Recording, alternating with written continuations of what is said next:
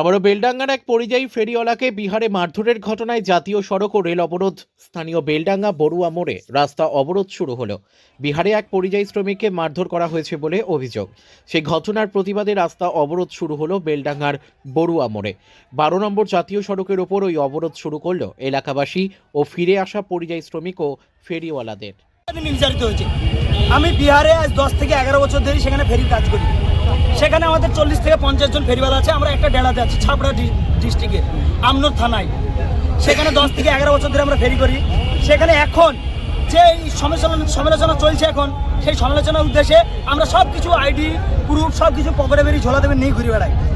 আমাদের পাসপোর্ট, আধার card, voter ID, পাসপোর্টে তো কি ইন্ডিয়ান সিটিজেন কিছু নাই। কালকে ডিএম স্যার বলছে আমরা একটা কার্ড বানিয়ে দেবো। সে কার্ডে তো আমাদের নাম লেখা থাকবে, সে কার্ডে আমাদের নাম লেখা থাকবে, লাস্টের টাইটেল থাকবে শেখ কিংবা মোহাম্মদ কিংবা আলী কিংবা হোসেন। সেই সব গুলো। আর আমরা ওয়েস্ট বেঙ্গলের বাসিন্দা।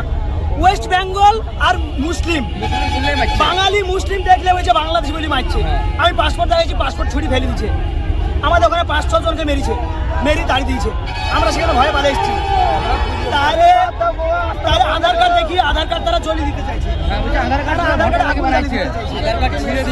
কালকে মৌসুমপুরে একটা পরিযায়ী শ্রমিককে মেরেছে হাজিপুরে, বিহারের ডিস্ট্রিক্ট হাজিপুর।